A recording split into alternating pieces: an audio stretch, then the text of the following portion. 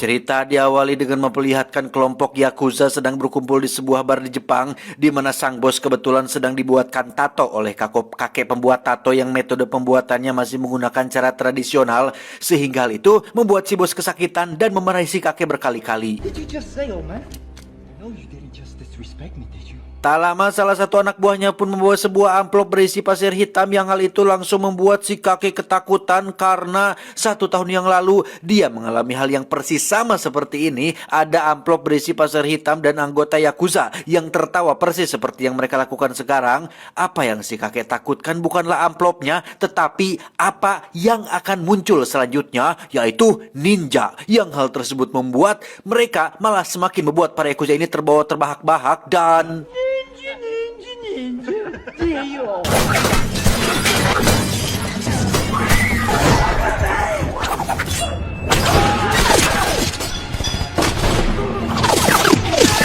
Ya, semua yang dikatakan si kakek pun menjadi kenyataan ketika sosok ninja yang bersembunyi di kegelapan dengan begitu sadisnya membantai semua anggota Yakuza termasuk si bos.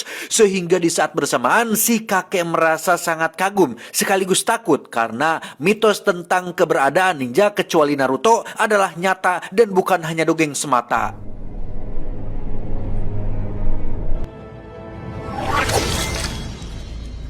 Dan kisah dimulai pada bertahun-tahun silam tepat di sebuah perguruan ninja atau lebih tepatnya markas sebuah organisasi ninja pembunuh bernama Klan Ozunu yang dipimpin oleh seorang master ninja bernama Guru Ozunu. Ini bebenguknya, selama berpuluh-puluh tahun kelompok ini telah melakukan berbagai tindak kriminal dan kejahatan manusia. Salah satunya adalah menculik anak-anak kecil untuk dijadikan murid dan calon para pembunuh masa depan. Yang dari sekian banyak anak yang diculik, ada satu anak yang baru datang bernama Raizo yang merupakan tokoh utama kita semua.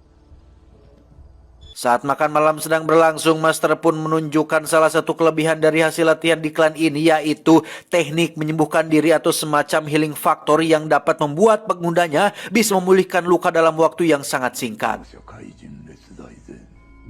This is a power.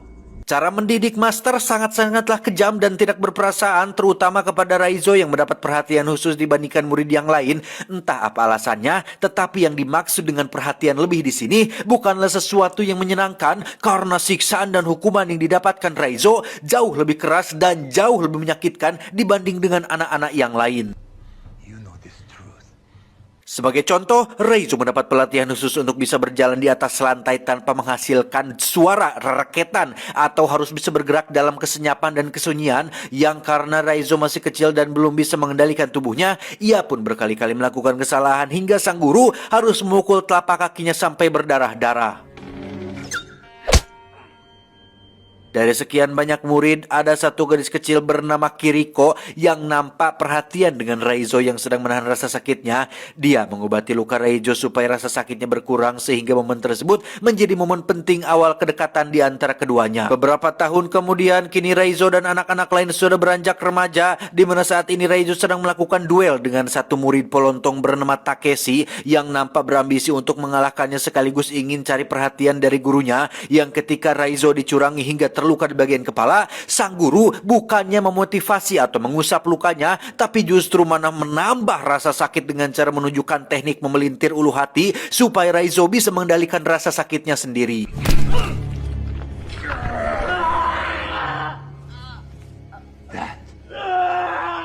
Here is your test, Raizo. Very good, Raizo. Tahun berikutnya, Raizo kembali menjadi satu-satunya murid yang mendapat pelatihan khusus, yaitu mempertajam panca indera dengan cara menutup matanya selama 1 tahun penuh. Sehingga dari sekian banyak murid, hanya Raizo lah yang berhasil mencapai tingkatan tertentu dalam dunia ninja. Yang hal itu dibuktikan ketika dia berhasil mengalahkan si Takeshi dengan mata tertutup. Giliran Kiriko yang bertarung, dia dapat dengan mudah mengalahkan lawannya. Namun sang guru punya perintah lain yang cukup berat yang mengharuskan Kiriko melukai lawannya dengan sangat parah. Yang karena Kiriko menolak perintahnya, maka dia mendapat sanksi langsung dari sang guru berupa satu tebasan yang melukai wajahnya.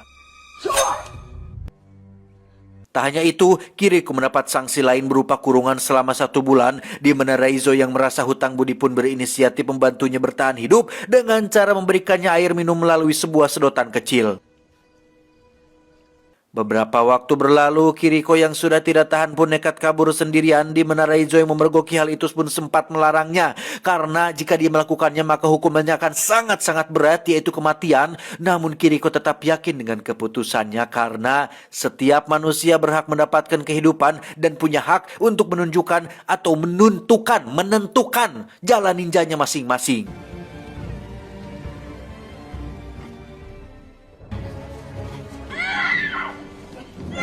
Dan ya, apa yang Raizo khawatirkan pun terjadi. Kiriko berhasil ditangkap dan akan mendapatkan hukuman berupa tusukan langsung di jantungnya, yang kesempatan ini diberikan kepada si murid polontong yaitu Takeshi, sehingga Raizo yang menyaksikannya pun semakin muak, marah, dan dendam kepada para ninja yang bukan dari Konoha ini. 7 tahun berlalu, kini Raizo sudah dewasa dan wajahnya mirip sekali dengan tokoh utama di serial drama TV Korea berjudul Full House yang dulu sempat ngetren pada zamannya, dan memang dialah orangnya. Untuk pertama kalinya, Raizo mendapat kesempatan untuk melakukan debut pertamanya, yakni sebuah pekerjaan untuk membunuh target yang ciri-cirinya memakai jam tangan emas, yang tanpa rasa ragu sedikit pun, Raizo langsung turun ke lapangan untuk melakukannya. Sukses menuntaskan pekerjaan pertamanya, Raizo diminta untuk melakukan satu tugas lagi untuk membuktikan bahwa dia adalah seorang Ozuno sejati, yaitu membunuh seorang murid wanita yang mencoba kabur persis seperti yang pernah dilakukan Kiriko, sehingga ketika kenangan pahit itu tersuat lagi, maka amarah dalam diri Raizo pun seketika muncul dan...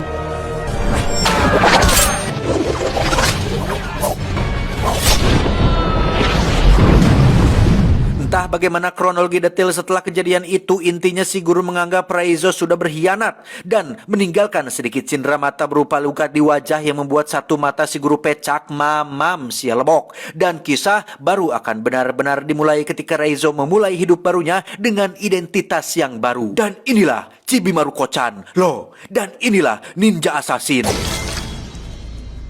Beralih ke Berlin, kita akan diperkenalkan pada seorang agen Europol bernama Mika, tidak pakai tembayong, yang sedang memberikan laporan tentang penemuan aliran dana pemerintah yang dipercaya digunakan untuk membiayai sebuah organisasi pembunuh asal Asia yang tiada lain adalah klan Ozuno, di mana Ryan, rekannya yang selalu husnuzon kepada pemerintah, pun kurang percaya dengan informasi tersebut karena sangat mustahil pemerintah memakai dana rakyat untuk sesuatu yang tidak penting, seperti contohnya anggaran biaya tirai gorden 48,7 miliar atau sesuatu yang bersifat kepentingan pribadi atau masuk ke dalam kantong sendiri. Tidak mungkin para pejabat melakukannya. Hal itu sangat mustahil untuk terjadi. Iya kan? And bingo, Russian Prime Minister Zhukov. The day before the assassination. 2 hari kemudian, Ryan nyatanya peduli dengan penyelidikan Mia dan bahkan sudah mendapatkan beberapa informasi mengenai kasus ini, di mana 2 tahun yang lalu juga ada seorang agen intelijen asal Rusia yang sudah lebih dulu menyelidiki kasus ini, bahwa memang benar beberapa oknum pemerintahan dari beberapa negara diketahui sering memakai jasa dari klan Ozuno untuk menyelesaikan suatu permasalahan seperti menghabisi saingan politik, melukai pejabat jujur dengan cara disiram air keras di waktu subuh, dan lain-lain, sehingga apabila Mia ingin melanjutkan penyelidikan ini, dia bisa pergi ke Rusia untuk menemui istri dari si agen yang tewas 2 tahun yang lalu.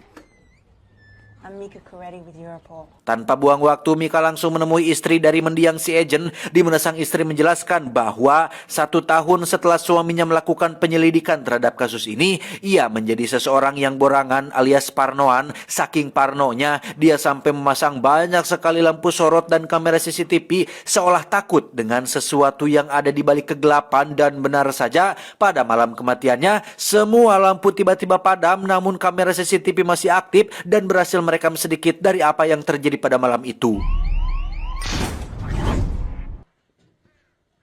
Saat Mika periksa, ternyata ada wajah Raizo yang sedang bertarung dengan sesuatu yang tidak tertangkap kamera. Entah dia pelakunya atau sedang bertarung dengan si pelaku. Namun Mika percaya bahwa Raizo adalah kunci untuk mengungkap kasus ini. Aku mah masih pemula. Ajarin dong, Puh, sepuh. sepuh, ajarin dong, masih pemula. Kembali ke Raizo dengan kehidupan barunya di kota, dia kebetulan sedang berada di tempat cuci pakaian tepat saat ada seorang wanita Jepang meminta pertolongannya yang berkat latihan selama bertahun-tahun, Raizo memiliki insting yang sangat-sangat tajam hingga dapat menyadari jika wanita yang ada di depannya saat ini adalah seorang ninja yang diutus untuk membunuhnya sehingga Raizo sendiri tinggal di sebuah apartemen biasa. Setiap kali dia pulang dari luar, Raizo pasti selalu memeriksa barang-barang pribadinya untuk memastikan tidak ada orang yang masuk ke tempat tinggalnya. Dan saatnya jadwal latihan, Raizo sesekali teringat dengan perkataan sang guru mengenai cara hidup seorang ninja bahwa rasa sakit adalah kelemahan dan satu-satunya cara untuk mengatasinya adalah mengendalikan rasa sakit itu sendiri.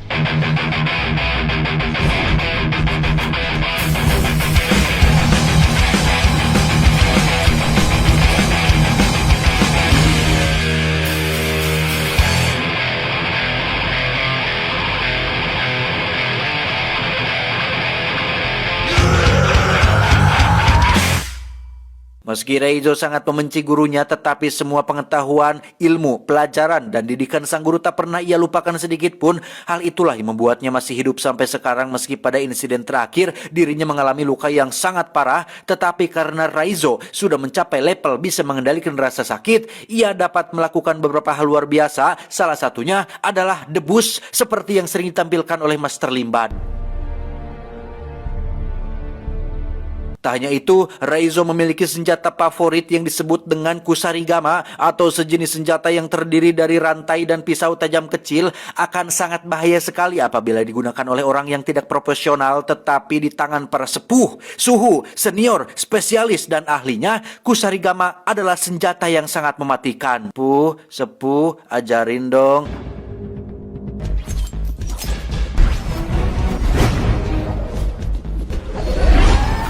Raizo sebenarnya punya banyak kesempatan untuk pergi sejauh mungkin atau bersembunyi di tempat aman yang terpencil dibandingkan berada di kota dan tempat terbuka seperti ini. Tetapi bayangan akan rasa sakit hati, kehilangan Kiriko masih membekas di ingatannya.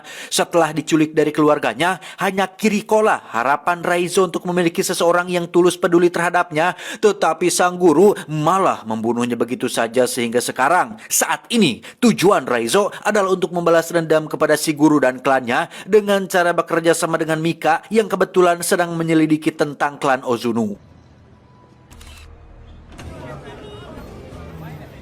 Kembali ke Mika yang sedang berada di kantornya, dia kedatangan seorang utusan dari pemerintahan yang rupanya atau nampaknya mulai mencurigai tentang penyelidikan yang dilakukannya, sehingga Mika segera menemui Ryan untuk memberitahunya bahwa kecurigaan mereka berdua selama ini kemungkinan adalah benar karena tidak mungkin pemerintah sampai mengutus seseorang untuk menemuinya hanya untuk memastikan penyelidikan ini, sehingga Ryan yang mulai khawatir dengan keselamatan Mika pun menyuruhnya untuk segera tinggalkan kota ini dan pergi cari tempat aman untuk sementara waktu. Tiba di komplek rumahnya, Mika diberitahu tetangga tentang pemadaman listrik yang terjadi secara tiba-tiba sehingga Mika menjadi sangat khawatir karena dari hasil penyelidikannya, ciri-ciri awal kemunculan para ninja pembunuh pasti selalu ditandai dengan lumpuhnya pencahayaan yang ketika sudah masuk ke dalam kamar, alangkah terkejutnya Mika saat menemukan sebuah amplop berisi pasir hitam dan tiba-tiba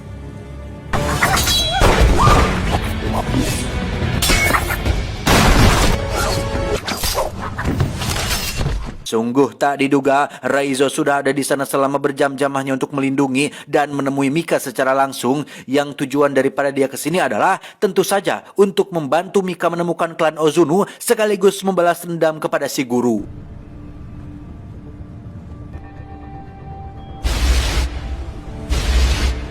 Mereka berdua pun berhenti di swalaya untuk merubah penampilan demi untuk mengurangi resiko ketahuan, di mana Mika yang belegug pun malah menghubungi Ryan untuk memberitahunya bahwa saat ini dia bersama dengan Raizo, sehingga Ryan segera memberikan lokasi tempat untuk mereka bisa bertemu.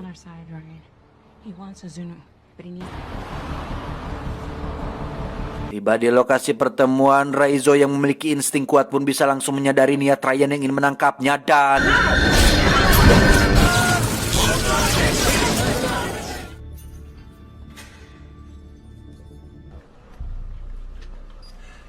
Ryan ternyata punya agenda tersendiri dan metode tersendiri untuk menggali informasi mengenai klan Ozunu, yaitu dengan menangkap dan menginterogasi Raizo dengan cara yang akan sedikit memaksa, berlokasi di sebuah gedung kosong dengan tangan dan kaki yang terikat lengkap dengan lampu sorot agar Raizo tidak bisa kabur di kegelapan. Ryan yakin jika caranya akan lebih efektif untuk menyelesaikan kasus ini. Kasihan melihat Raizo, Mika pun menemuinya untuk sekedar memberi air minum, yang di situ Raizo memperingatkan Mia bahwa lokasi mereka berada saat ini terlalu terbuka dan terlalu mudah untuk dilacak oleh para ninja, sehingga Mika dengan cepat menemui Ryan untuk memperingatkannya bahwa saat ini mereka semua sedang dalam bahaya. Tetapi Ryan yang percaya diri dengan pasukan taktisnya pun tidak mengindahkan peringatan tersebut sampai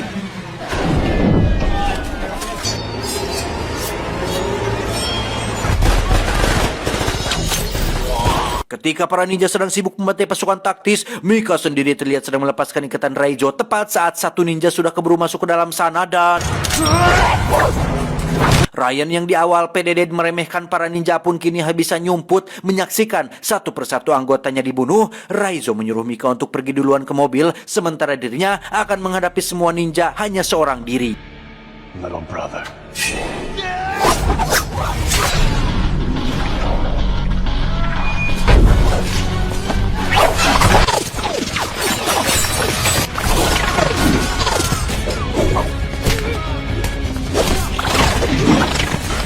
Mika sendiri terlihat sudah berada di mobil menunggu kemunculan Raizo, yang ketika dia sedang harap-harap cemas, tiba-tiba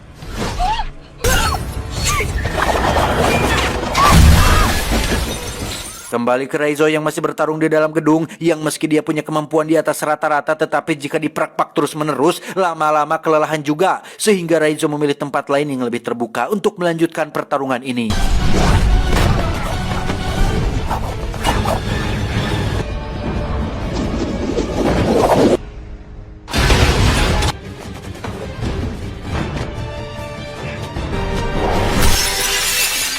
Jika sebelumnya mereka terbiasa bertarung di dalam ruangan yang penuh dengan sudut-sudut gelap, sekarang para ninja pembunuh ini harus membiasakan diri bertarung di tengah jalan, yang karena Raizo sudah terlalu kelelahan, akhirnya dia pun kecolongan saat perutnya terkena tebasan pedang, yang ketika Takeshi akan mengakhirinya, tiba-tiba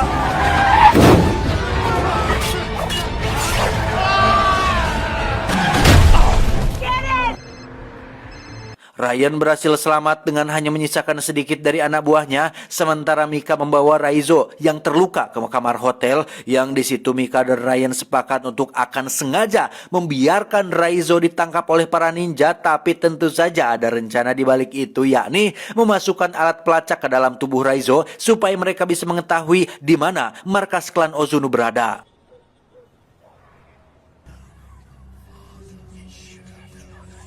Raizo dibawa dalam sebuah peti besi untuk diserahkan kepada si guru, yang dalam sepanjang perjalanan menuju ke sana, Raizo memilih untuk bersikap tenang dan tidak panik. Justru dia malah teringat dengan ajaran sang guru mengenai teknik menyembuhkan diri menggunakan jurus segel tangan yang berfungsi untuk mengubah cakra menjadi obat efektif, yang saking efektifnya luka pada perut Raizo bisa rapat sendiri tanpa bantuan obat merah atau betadin. Tiba di markas, Raizo langsung menghadap sang guru yang kini sudah pecak. Beliau teramat sangat kecewa terhadap tindakan Raizo yang memilih untuk berkhianat. Padahal dulu, waktu pertama datang ke tempat ini, si guru melihat potensi besar pada diri Raizo dan ada sedikit harapan tentang Raizo yang akan menjadi penerusnya menggantikan kepemimpinan klan Ozunu di tempat ini. Tetapi pada kenyataannya takdir berkata lain, sehingga sekarang Raizo harus mendapatkan hukuman mati atas pengkhianatan yang telah dilakukannya. Tepat disaksikan oleh Takeshi dan para murid, si guru tidak langsung membunuh Raizo, tetapi ingin puas menyiksanya terlebih dahulu menggunakan jurus yang sama, yaitu jurus pelintir ulu hati, yang ketika Raizo batuk darah, keluarlah alat pelacak kecil dari dalam mulutnya, yang tepat saat Takeshi menyadarinya, tiba-tiba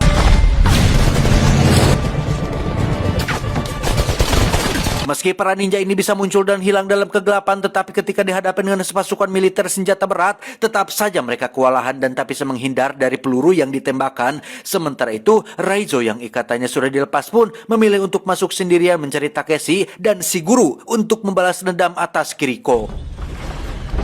Dengan modal 2 bilah pedang di tangan, Raizo harus menghadapi Takeshi dan 4 anak buahnya yang momen ini benar-benar beradrenalin karena pertarungan dilakukan dalam jarak dekat dengan senjata yang berseliweran di mana-mana.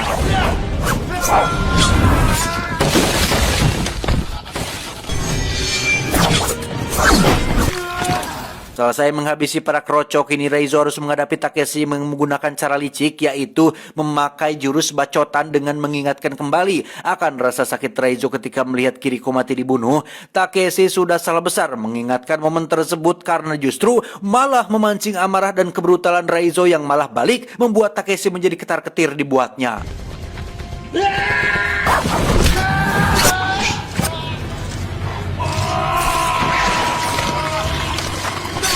Selesai menghabisi Takeshi, saatnya Raizo menghadapi sang gegedugnya alias si guru yang di sini beliau menggunakan teknik rahasia yang belum sempat diajarkan, yaitu jurus ilusi bayangan yang membuatnya mampu hilang dan muncul dengan sangat cepat.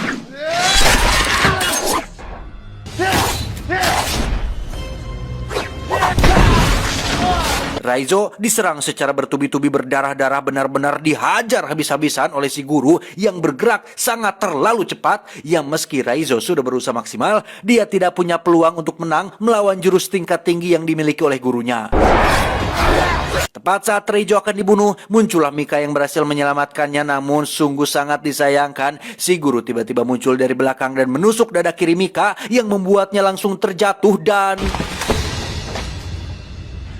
Untuk kedua kalinya, Raizo harus melihat orang baik dibunuh oleh tangan biadab gurunya, yang pada titik ini Raizo benar-benar sudah tidak tahan dengan gurunya. Amarah yang ada pada dirinya memancing cakra dalam tubuhnya keluar sehingga tanpa sadar Raizo bisa meniru sebuah jurus tanpa dia harus mempelajarinya terlebih dahulu.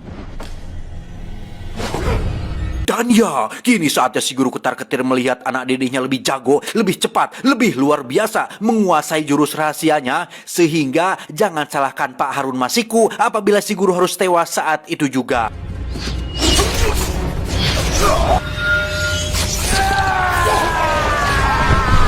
Di luar dugaan, Mika ternyata masih hidup berkat cacat lahir yang dialaminya, yakni posisi jantungnya yang berada di sebelah kanan.